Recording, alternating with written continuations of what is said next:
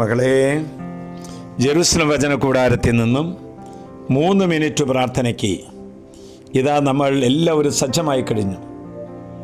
ആയിരക്കണക്കിന് ആളുകൾ നമ്മൾ ഒരുമിച്ച് ചേരുന്നുണ്ട്.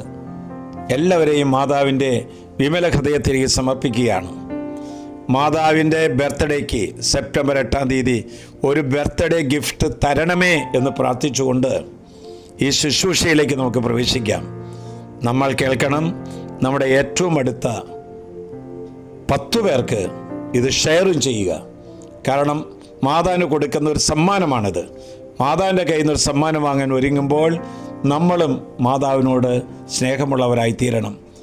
പ്രിയപ്പെട്ടവരെ, പരിശുദ്ധ അമ്മ മറിയം നിത്യകന്യകയാണ്. പരിശുദ്ധ അമ്മ അമലോത്ഭവയാണ്. ഇത് സഭാസത്യങ്ങളാണ്.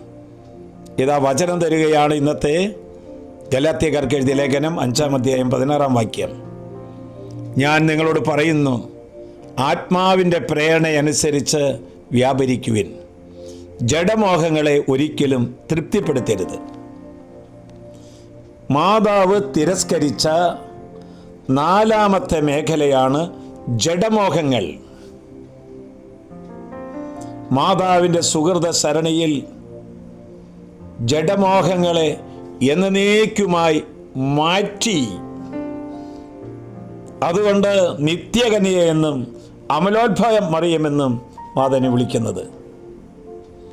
ജഡത്തിൻ്റെ വ്യാപാരങ്ങളും ആത്മാവിൻ്റെ വ്യാപാരങ്ങളും വ്യത്യസ്തമാണ്.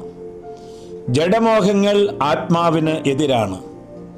അവ പരസ്പരം എതിർക്കുന്നത് നിമിത്തം ആഗ്രഹിക്കുന്ന പ്രവർത്തികൾ പ്രവർത്തിക്കുവാൻ സാധിക്കുകയില്ല. ആഗ്രഹിക്കുന്ന നന്മ പ്രവർത്തിക്കുവാൻ സാധിക്കണമെങ്കിൽ ജഡമോഹങ്ങളെ തിരസ്കരിക്കണം. പരിശുദ്ധ അമ്മ നന്മ നിറഞ്ഞവളാണ്. ലൗകിക സുഖങ്ങളെ കാണുവാനോ സ്പർശിക്കുവാനോ ആസ്വദിക്കുവാനോ മാതാവ് സമയം കളഞ്ഞിട്ടില്ല. കാരണം അമ്മ നിത്യകന്യകയാണ്. വിശുദ്ധ മരിയ ഗോരത്തിയെ വിശുദ്ധയായി പ്രഖ്യാപിച്ചപ്പോൾ മാർപ്പാപ്പ പറഞ്ഞു, ആത്മാവിൻ്റെ ശക്തിയാൽ ശരീരത്തെ നിയന്ത്രിച്ചവളാണ് മരിയ ഗോരത്തി. മരിയ ഗോരത്തിയുടെ അമ്മ, പരിശുദ്ധ അമ്മ മാതൃകയാണ്. ജഡികന് ദൈവത്തിന് വിധേയപ്പെടാനാവില്ല. മാതാവ് ദൈവത്തിൻ്റെ അടിമയാണ്. ലൗകികമായിരിക്കുന്ന എല്ലാ അവസ്ഥകളെയും വെറുത്തുപേക്ഷിച്ച് കർത്താവിൻ്റെ ദാസിയായി ജീവിച്ചവളാണ്. ആ അമ്മയോട് എന്ത് പ്രാർത്ഥിച്ചാലും അമ്മ തരും. രോഗികളായ മക്കളെ, പീഡകൾ സഹിക്കുന്നവരെ, കണ്ണുനീര് പറ്റാത്തവരെ, കടക്കണിയിൽ പെട്ടവരെ, മാതാവിനോട് നീ പ്രാർത്ഥിക്കുക. നിയോഗം വെച്ച് പ്രാർത്ഥിക്കുക. ജഡികതയെ തിരസ്കരിച്ച പരിശുദ്ധ അമ്മ, സ്വർഗപുത്രിയായ അമ്മ, സ്വർലോകറാണിയായ അമ്മ, നിന്റെ പ്രാർത്ഥനകൾക്ക് ഉത്തരം തരുന്ന ഒരു രാത്രിയാണിത്.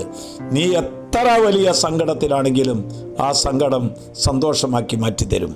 ആശ്വാസപ്രദമായ രാത്രി, പ്രതീക്ഷാ നിർഭരമായ പ്രഭാതം, സൽപ്രവർത്തികൾ നിറഞ്ഞ ദിവസം നൽകി കർത്താവേ, ഈ പ്രയറിൽ സംബന്ധിക്കുന്ന സർവരെയും അനുഗ്രഹിക്കണമേ.